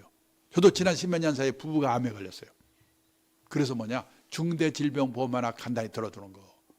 그리고 가족이 아니라도 지역사회, 이런 새로운 유연사회에서 외롭지 않게 행복을 찾는 방법을 미리미리 준비하는 거. 그 다음에 대부분의 가정에서 남편 중심의 노후 준비라고 했는데 남편 먼저 가고 나서 혼자 남아서 10몇 년 살아야 되는 아내분을 배려한 노후 준비를 해야 된다는 겁니다. 얼마 전에 변호사 한 분이 80대 중반에 돌아가셨는데요. 옛날에는 변호사가 돌아가시고 나면 여기저기 수임료로 땅 받은 것도 그래 자식들이 무지개 싸우거든요. 근데 그분은 본인 돌아가신 데 봤더니 본인 명의로 됐는 게 전화기 한 대밖에 없더래요. 싸울 일 없게 만들었어요. 그리고 세를 받으면 부동산이 있는데 소유권은 자식한테 줬는데 사용권은 만화님한테 준 거예요. 사모님 돌아가실 때까지 월세는 사모님 거야. 이런 식의 편이요. 그 다음에요. 주거 형태의 합력의 선택. 아까 말씀드렸죠? 나이 들어서는 대형 고층 아파트를 조심하셔야 된다고. 그리고 가족의 해체가 일어나고 있는 한편에 가족 회복운동이 또 일어나고 있어요. 일본에서는요, 3대가 할아버지, 아들, 손자가 한 건물 또는 근처에 독립적으로 살 수 있도록 개축을 하게 되면 세제 혜택을 준대요. 그 다음에 노인이 큰 집에 혼자 살고 있으면 젊은 세대와 그룹 리빙, 공유경제 이런 것도 활성화되고 있어요. 한 번쯤 생각해 볼 필요가 있다. 그리고요, 지금 우리나라는 아직은 이 모범 세대가 후기 노령기에 들어가지 않았기 때문에 절벽에 지금 직전에 있거든요. 일본은 절벽으로 밑에 떨어져 있어요, 지금. 뭐냐면요, 수명이 늘어날 때는 잘 안 돌아가셔요. 근데 한계에 도달하면요, 한꺼번에 돌아가시거든요. 그래서 지금 일본을 뭐라고 하냐면 죽음이 많은 사회, 다사사회라고 합니다. 근데 일본도 화장터를 혐오시라고 해서 별로 짓질 않았어요. 화장할 데가 없는 거예요. 돌아가셨는데. 병원에서는 갖고 나가라고 하죠. 집에 갖다 놓을 수 없죠. 요즘 일본에서 유행하는 게 뭔지 아십니까? 시신 보관 호텔이 유행이래요. 이런 일들이 벌어져요. 그리고 또 문제가 뭐냐? 후기 노령에 들어서면요, 몸이 불편해지거든요. 돌봄이 필요해져요. 저도 작년에 제 아내가 여기 비 오는 날 계단 내려가다가 넘어져 다리가 부러져서 2달 입원해가지고, 한 달 입원은 몇 달 하죠. 2달을 휠체어로 살았거든요. 둘이만 사는데 미치겠더라고요. 슬슬 이제 돌봄이 필요해지는데, 그거를 어디 돌봄 시설을 어디로 들어갈 건가? 누가 그걸 돌봐줄 건가? 시설이 없고 요원이 없는 거예요. 일본에서는 지금. 우리 아직이요, 조선족이라도 와서 도와주죠? 그분들 안 오면 우리도 좀 난리에 보세요. 아직은 또 후기 노령에 들어간 노인들이 많지 않으니까 그렇지만은, 일본처럼 다 후기 노령에 들어가면 그런 일이 생길 거예요. 그걸 뭐라고 하냐면 개호 난민, 개호 대란. 그래서 미리미리 내가 이런 일이 생길 때 어느 시설에 또 누구의 도움을 받으며 이런 걸 할 건가 생각해 보셔야 돼요. 그리고요, 마지막으로 뭐라고 살 건가, 30년 40년을.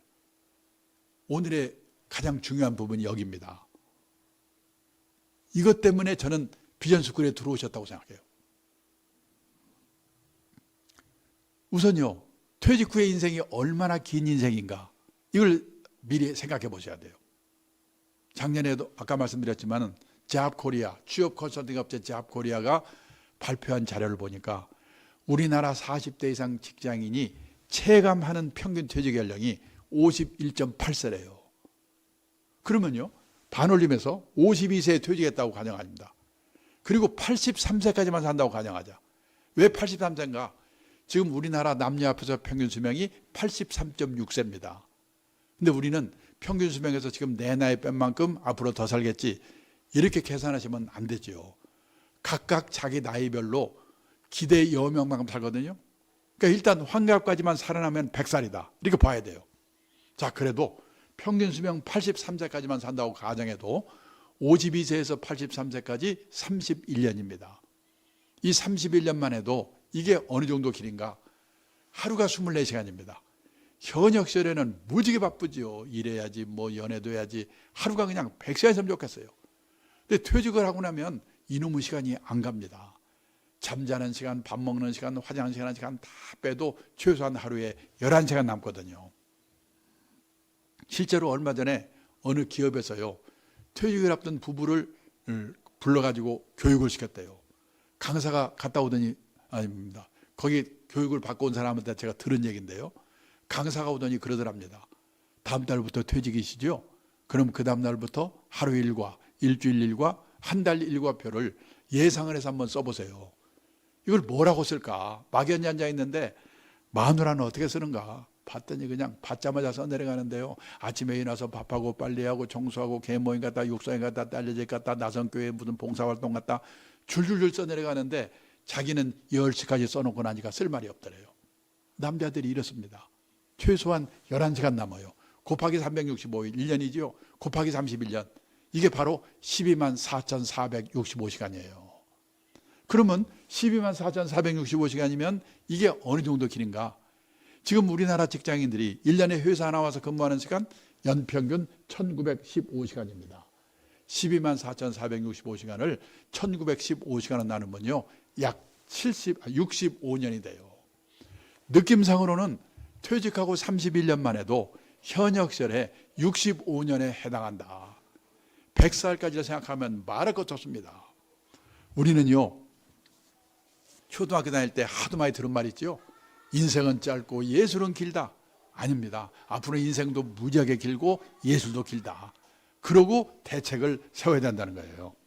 그래서 선진국에서는 노후에 대비하는 방법이 두 종류로 갈라진다는 거예요. 열심히 살았는데 유감스럽게 노후 생활비가 모자라는 사람, 그런 사람 어디서 살 건가? 제 생각에 우리나라는 유감스럽게도 모자라는 사람이 대부분 70~80%라고 생각해요. 인생에서 재산이 제일 많았다가 아까 말씀드렸죠, 50대래요. 통계청 자료를 보니까 50대 가구에 가구당 평균 총자산이 5억 4,200이에요. 빚이 있습니다. 부채 차입금 평균 1억 800 빼면요 5억 3,400. 이게 순자산 자기 자본이에요. 언제 생각하면 50대 후반에 5억 3,400 있으면 그럭저럭 먹고 살 수가 아닌가 이렇게 생각하시겠죠. 근데 문제는 5억 3,400 중에서 살고 있는 집값이 4억 9,500이에요. 얼마 남아요? 3,900 남잖아요. 아, 이걸로 30년 40년 어떻게 삽니까? 그러면 이 집은요, 여기서 돈 나오는 거 아니잖아요. 이번 달에 화장실 팔아 쓰고 다음 달에 건너방 팔아 쓰고 그것도 안 되고. 그러니까 지금 뭐냐? 3,900만 원 갖고 주식 사서 튀겨볼까 했다가 빵으로 만들거나 통합게임이 난리 쳤잖아요. 아니면 집을 팔아 살아야 돼요. 근데 이 집값이 아까 제가 말한 일본 친구 3억 6천이 지금 3천만 원 4천만 원 들까 말까 나오고 그랬죠. 그렇게 되지 말라는 법이 없거든요 지금. 그러면 선진국 같으면 재산은 없더라도 최소 생활비 정도는 연금을 받아 생활하거든요. 우리나라는요, 그럴 수 있는 분이 학교 선생님, 공무원, 군인 출신하고 일부 준비한 사람밖에 없거든요. 보통 사람은 있는 게 국민연금 하나 정도인데, 저도 놀랐는데 우리나라 65세 이상 고령자 중에서 국민연금을 나이 들어서 받는 걸 노령연금이라고 그러죠. 몇십만 원에도 받는 사람이 49%, 절반밖에 안 돼요. 더 문제는 월 수령액이 60만 원 미만이 77%, 껌값. 100만 원 이상 받는 사람은 9%밖에 안 돼요. 퇴직연금? 작년에 적립한 금액을 가입자 수 나눠보니까 1인당 평균 4,400만 원. 개인연금? 계좌 수로 나눠봤더니 4,500만 원. 두 개 다 한꺼번에 받아봤자 1, 2년 지나면 다 없어져요. 남는 건 뭡니까? 달랑 집 한 채. 근데 그 집이 내 노후에 도움이 될까? 지금요, 일본 동경에 가면 신도시, 우리 말하면 분당, 일산, 80년대까지만 해도 흥청흥청하는 신도시인데요, 저녁에 가보면 불안도는 아파트가 많아요. 비어 있어가지고. 지금 일본의 빈집이 5년 전에 849만 채라고 하더라고요. 금년 연말이 되면 1,000만 채가 된대요. 10년 후가 되면 일본 집 4채 중에 한 채가 빈집이 될 거래요. 우리나라 빈집? 3년 전에 보니까 우리도 151만 채가 비어 있답니다. 시골에 농가주택 비어 있는 거? 아니에요. 대도시 한복판에도 빈집이 생겨요. 또 요즘은 지방도시도요, 그 변두리로 논밭을 그냥 뭉개가지고 신도시를 만들잖아요. 구도심에 있던 젊은 애들 다 글로 이사 가버려요. 구도심에는 노인들만 남아있다가 그분들 돌아가시면 집이 비어요. 도움이 안 돼. 그래서 신문에 텔레비에서는 노후가 편안하면 10억이냐 7억이냐, 전화주 신문기자 만날 때마다 제발 좀 그런 거 좀 쓰지 마라. 우리나라 대부분이 그렇게 안 되는데 그런 기사를 보면 도움이 됩니까? 복통 터지고 초조하지요. 그래서 지금 우리나라에 온갖 사기 사건이 횡행합니다. 부동산 기획 사기, 책방에 가보면 재테크 광풍입니다. 2배를 튀기는 법, 3배를 튀기는 법. 아니, 최강원 읽고 2배를 튀길 수 있으면 그 인생이 얼마나 간단하겠습니까? 그런 방법 없죠. 오직 하면요, 일본의 신문기자, 일본경제신문에 서울에 와서요, 특파원으로 4년 동안 근무하고 간 일본의 신문기자가 있는데, 이 친구가 임기 끝내고 지네 나라 돌아가면서 저보고 뭐라고 하냐면, 한국에 와서 4년 동안 근무하면서 보니까 한국 사람들은 돈을 버는 방법, 그 사람을 자산 관리해서 입구 관리라고 표현했어요. 입구 관리에 대해서는 쌍브로커였습니다. 그런데 나이가 60이 돼서 번 돈이 모자란다? 그러면 그 사람은 부자 될 확률이 별로 없죠. 그럼 어떻게 되냐? 맞춰 사는 방법을 배워야 되죠. 또 운 좋게 부자가 됐다? 그러면 아름답게 사는 방법. 그 사람을 자산 관리해서 출구 관리라고 표현했어요. 한국 사람들은 입구 관리에 대해서는 무자결심인데 출구 관리에 대해서는 집에서 가르치냐, 학교에서 가르치냐, 사회에서 가르치냐, 공부가 너무나 안 되어 있다. 이 자식 이러고 가는 거예요. 기분이 얼마나 나쁘겠습니까? 근데요, 일본에 1억 2천만 인구 중에 기독교 인구, 교회 다니고 성당 다니는 사람이 100만 명도 안 되거든요. 1%도 안 됩니다. 우리나라요, 개신교, 캐톨릭 합치면 20몇 %, 1,몇백 명의 기독교 인구래요. 근데 여기 2000년 전에 성경에 바울 사도가 한 말 있죠? 풍부에 처할 줄도 알고 비천에 처할 줄도 알고 그때그때 주어진 경제 상황에 맞춰 사는 방법을 배워라. 근데 1,몇백 명의 기독교인들이 이걸 읽었는지 안 읽었는지, 기독교 인구 1%도 안 되는 일본 사람한테 우리가 충고를 드려야 된다. 저는 그게 우리나라의 문제라고 생각합니다. 우리나라 기독교인들이 제일 좋아하는 성경 구절이 밑에 있는 빨간 글자래요. 다 아시죠? 내게 능력 주시는 자 안에서 내가 모든 것을 할 수 있느니라. 새벽 기도만 열심히 나가면 만사형통. 근데요, 이게 가능한 거는 평소에 풍부해체할 줄도 알고 비천해체할 줄도 아는 훈련을 미리미리 받아두었기 때문에 이게 가능한 거겠죠. 근데 앞에 있는지 없는지 모르고 읽었는지 안 읽었는지 밑에 거 막 목매다니까 그 무당이나 똑같은 거죠. 그래서요, 일본 가도 미국 가도 열심히 살았는데 유감스럽게 노후 생활비 모자란 사람 거기도 많습니다. 어떡하냐? 할 수 없다. 나는 이제 생활비가 모자라니까 체면불구하고 이쪽 팔리는 거 감수하고 허드렛 일에 해가지고 한 푼이라도 벌 방법이 없을까? 일을 찾지요. 제가 지금부터 48년 전입니다. 1975년인데요. 일본 동경 증권거래소라는 데 가서 연수를 받았어요. 그때 일본의 전체 인구 중에서 노인 비율이 8%였어요. 지금 우리나라 노인 비율 말씀드렸죠? 18%. 48년 전에 일본의 노인 비율이 지금 우리나라 노인 비율의 절반도 안 됐는데 지금 생각해 보니까 그때 일본의 노인들은 체면을 버리고 일할 준비가 되어 있었구나. 그때 제가 두 가지 광경을 목격했습니다. 하루는 동경증권거래소 지하에 주식이나 채권을 보관하는 창고가 있는데요. 그 앞을 견학하는데 머리가 허연 70원 넘어갔던 노인들이 100명 정도 앉아가지고 주식을 세고 있어요. 제가 놀래가지고 안내는 분한테 물어봤죠. 저분들 옛날에 뭐 하던 분들입니까? 옛날에는 회사 간부도 했고 공무원 출신도 있고 한 자식 한 사람들이죠. 얼마씩 받아요? 시간당 500엔, 우리 돈으로 5,000원 정도 받고 일한대요. 끝나고 제 숙소가 비즈니스 호텔입니다. 거기를 가보니까 5시가 되니까 인류 호텔이 아니라서 그런지 모르겠지만은 젊은 아가씨들이 퇴근을 하고 할아버지들이 밤땅번으로 교대를 하는 겁니다. 제가 그 두 가지만 가지고 일반화시킬 수는 없지만은 젊은 나이에 그걸 보고 나이가 들어서 일을 하려면 폼나고 고난 있는 일은 젊은 사람한테 주고 저렇게 허드렛 일을 해야 되는 거구나. 나도 좀 오래 살아야 될 텐데 저런 준비하고 살아야 됐구나. 저는 그때 그걸 본 것이요, 제 인생에 얼마나 도움이 되는지 모릅니다. 근데 그로부터 40년이 지나서요, 일본의 유명 주간지가 일본 퇴직자들이 하고 있는 일을 소개했어요. 일본이 뭐냐? 아파트 관리인. 일본에서도요, 아파트 관리인 이거 하려고 경쟁률이 50대 1, 50대 1. 가사 대행 서비스, 가사 도우미거든요. 제 친구는 사장인데 그 딸이 대학 나오는데요, 40대 중반인데 애 둘을 키우느라고 회사를 퇴직했어요. 근데 애만 키운 게 아니라 틈틈이 시간을 내가지고 간호사 자격을 받을 수 있는 전문학교를 다녔습니다. 대학 나온 애가 간호사 자격을 따로 받은 거예요. 근데 지금 일본에는 우리도 곧 그렇게 될 것 같은데요, 방문 개호라고 해가지고, 개호는 우리말로 말하면 간병 돌봄이라는 뜻이라고 그랬죠. 경제력 있는 노인들이 혼자 아니면 둘이 사는 집에 가가지고 주사도 놔주고 건강 체크해주고 간단한 집안일 도와주고 그러는 일의 수요가 폭발적으로 들고 있어요. 그것이 돈 벌고 있어요. 사장 때리고 대학 나왔는데. 중요한 거는 이런 일을 하면서도 쪽팔려 하지 않고 이런 일을 하는 사람을 우습게 보지 않고. 근데 그동안에 우리나라는 일도 없지만은 하고 싶어도 체면, 남의 눈 때문에 어려웠거든요. 근데 요 몇 년 전부터 우리나라도 무섭게 바뀌고 있어요. 제가 얼마 전에 택시를 타고 가는데요, 기사분이 60여 넘은 분인데 외국 회사의 서울 사장을 했대요.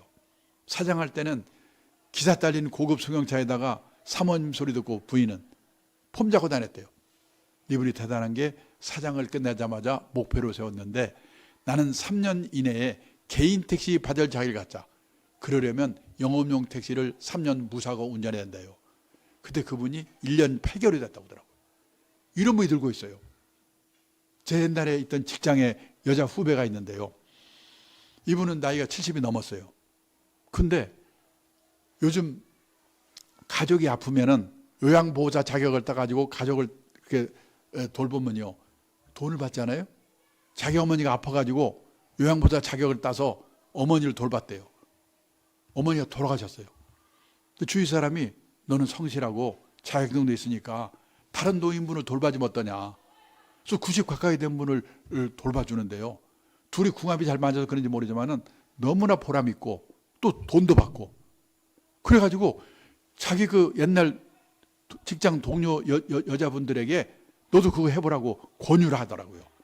돌아서 제 기회까지 들어왔어요. 무조건 그런 분이 좀 늘고 있어요. 그렇게 살다 보니까 60이 돼서 먹고 살 걱정이 없게 됐다.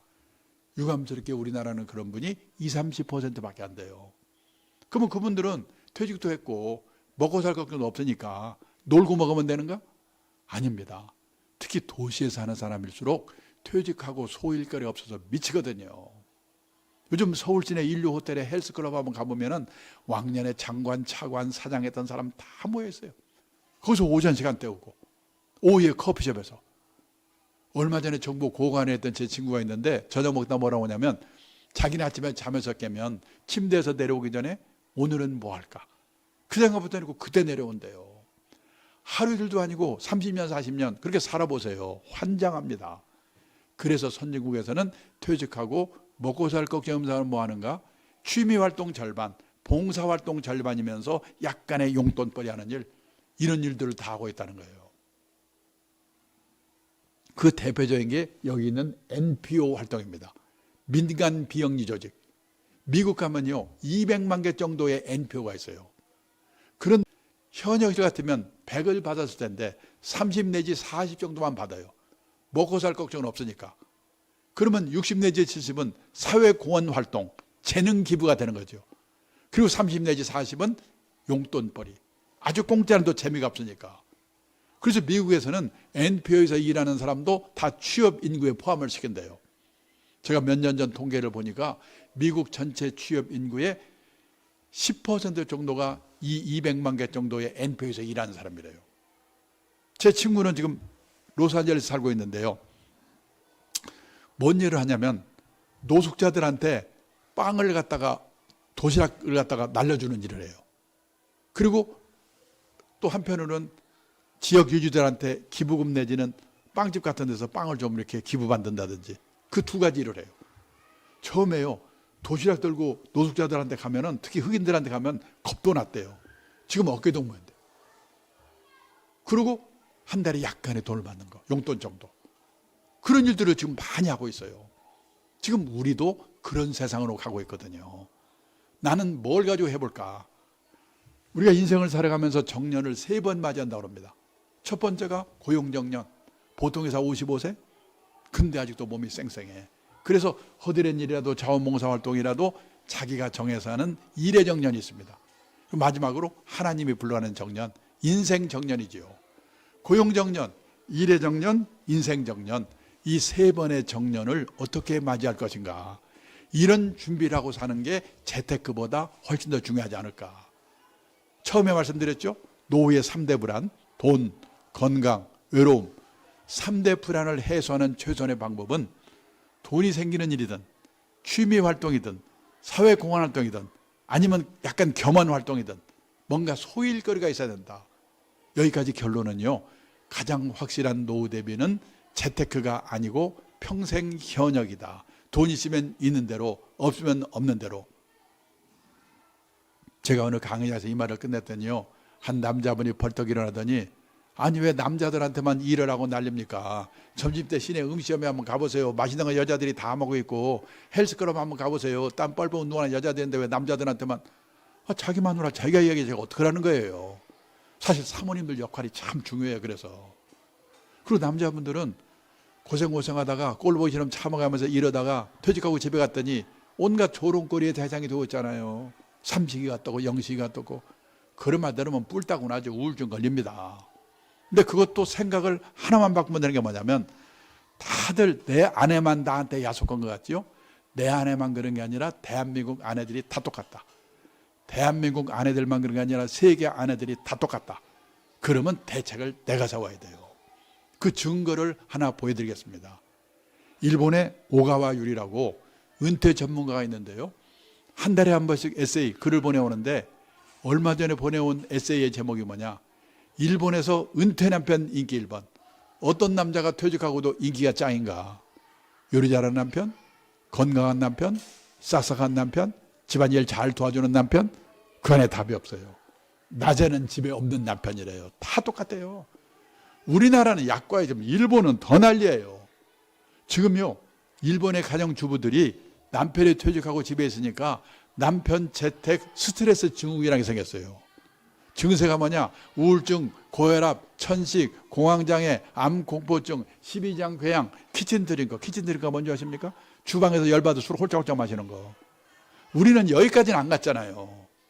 왜 우리나라와 일본의 가정 부인들은 남편이 퇴직하고 집에 있으면 저렇게 스트레스를 받는가? 우리나라와 일본은요, 남편이 현역으로 있는 동안은 남편의 세계와 아내의 세계가 분단된 세계에 살고 있는 거예요. 그러다가 30년, 40년 만에 만나니까 이게 헷갈리는 거예요, 지금. 미국은 커플 문화, 젊을 때부터 같이 움직이거든요. 출장 갈 때도 같이 가든지 허락받고 가든지. 술 먹고 늦게 들어가면 이혼이고. 거기는 젊을 때 생기면 생겼지 퇴직하고 생기지 않아요. 근데 우리나라 일본은 이런 문제가 있단 말이죠. 그래서 뭐냐? 남편분들이 소일거리를 가져야 되는 게, 여성분들 아셔야 될 게 뭐냐? 일본에서요, 여성분들이 대부분이 40대 후반이 되잖아요. 애들 손에서 띄잖아요. 그러면 다 아르바이트예요. 여성은 여성대로, 남편은 남편대로. 낮 시간은 따로따로 하다가 저녁에 만나야지 그 집이 행복한 거예요. 노후의 3대 불안이 아니요. 노후에 파산하는 리스크가 5가지가 있습니다. 첫째가 뭐냐? 은퇴 창업해서 실패하는 리스크예요. 둘째가 뭐냐? 금융사기 당하는 리스크예요. 셋째가 뭐냐? 중대질병 걸려가지고 돈 퍼붓는 거예요. 넷째가 자식한테 자녀 리스크. 다섯 번째가 뭐냐면 황혼이혼 리스크거든요. 황혼이혼하면 재산을 절반으로 나눠야 되거든요. 그 파산하는 거예요. 근데 우리나라 황혼이혼 비율이 39%, 일본 21%보다 더 많잖아요, 지금. 그러니까 뭐냐? 대책이 세워야 돼, 대책이. 젊을 때부터 부부 화목의 문제를 생각했어야 돼요. 근데 단기 처방으로 가장 중요한 건 뭐냐면 낮 시간 동안에는 따로따로 자기만의 생활 시간을 갖는 거예요. 뭔가 소일거리를 갖는 거. 그게 중요하다는 겁니다.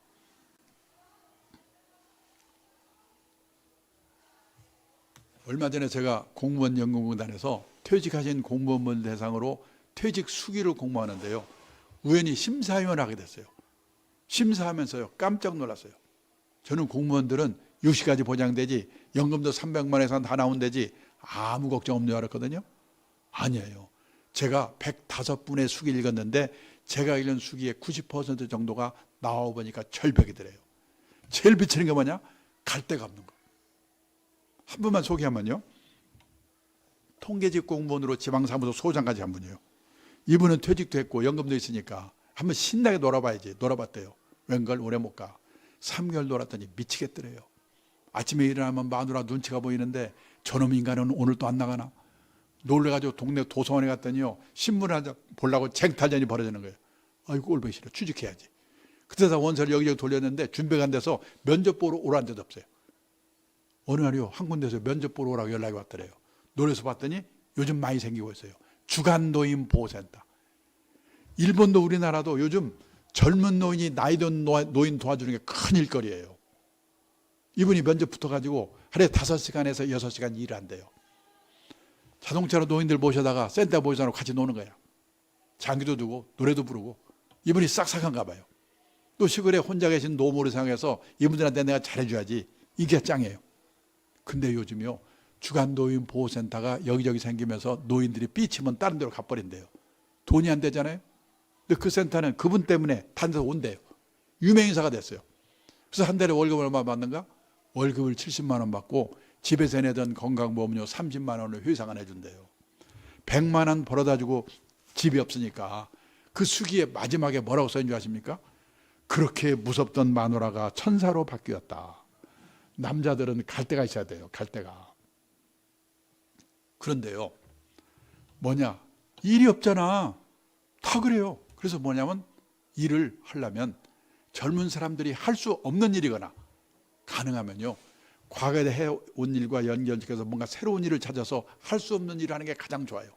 근데 이거는 오랜 준비가 필요해요. 그게 안 되면은 아까 말한 것처럼 일본도 아파트 관리인이 1번이라고 그랬죠. 50대 1. 체면을 내려놓고 헛된 일 하거나 그만밖에 없어요. 그리고요, 돈이 아쉬워서 일을 했는데 취미가 될 수가 있어요. 취미로 했는데 돈이 생길 수도 있어요. 어떤 분은 재벌 그룹에서 임원을 하다가 나온 분인데 뭐 일을 할 게 없을까 하고 찾다 보니까 택배 분류하는 데 갔는데 무지개 힘든 일이더래요. 돈이라면 못했을 거래요. 근데 그분이 그때 과체중이었대요. 운동하는 것보다 저거 하면 몸무게가 빠지겠네? 몸무게 빼기 위해서 그 일을 시작했어요. 몸무게가 빠졌어요, 몇 달. 근데 그 사이에 일이 손에 익었어요. 지금도 그 일을 하고 있어요. 그러는 거예요. 돈이 하셔서 했는데 취미가 될 수도 있어요. 취미를 했는데 돈이 생길 수도 있어요. 근데 처음부터 돈도 생기고 취미도 맞고 폼도 나고 남보기도 그럴듯하고 쉽지 않죠. 그래서 학교 다닐 때는요, 선생님 말씀 잘 들어야 되고 회사 다닐 때는 회사의 방침을 잘 따라야 되는데, 이 후반 인생은 체면을 내려놓고 내가 가고자 하는 방향이 옳은 방향이라는 소신이 필요하다. 그래서 후반 인생은 뭐냐면 자기 만족을 추구하는 시기다. 이런 마음가짐으로 뭔가를 할 수밖에 없다. 이 말씀 드리면서 12시가 됐으니까 제 강의 끝내겠습니다.